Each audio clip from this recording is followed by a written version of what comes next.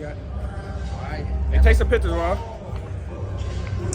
Got some shiny new wear on that shoulder, man. Yes, sir. Yes, sir. I know this was more than just winning the belt. It's a little personal, but how did you feel? How did you perform today? I felt good. I felt like I controlled every round. I felt like the talent gap was a big. Everybody noticed the talent gap. They noticed that I was the better fighter in there at that pro stage. So I told y'all, them 2 wins of amateurs didn't mean nothing. So first, but I want to thank God. You feel me? Because without Him, none of this would be possible. But we on the bigger things now. So I'm ready to take a step up and go at the champions now.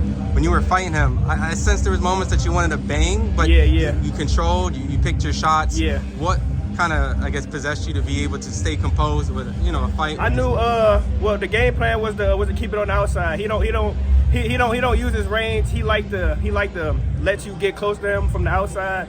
He don't really like to punch a lot. So we knew to box him basically. Don't fight his fight. Don't make it a firefight. You know what I'm saying? He was throwing a lot of low blows. So you know what I'm saying? Hey, I got tough in there. So I'm like, hey, you gonna throw some? I'm gonna throw some too. So you feel me? But the main thing was stay composed and box him.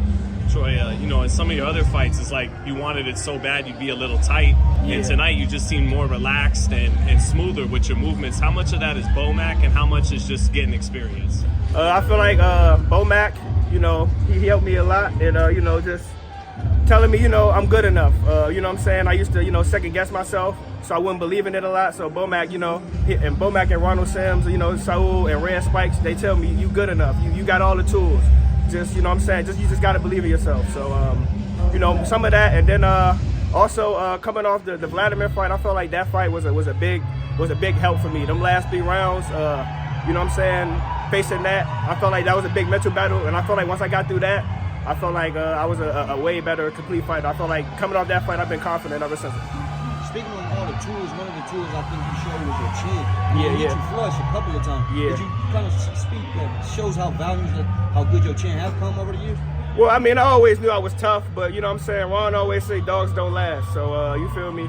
That's why, you know what I'm saying, I knew to box him and, you know what I'm saying, just be smart, use my brain. But for sure, I always knew I was tough. I always knew that. But, you know what I'm saying, tough don't last long in this sport.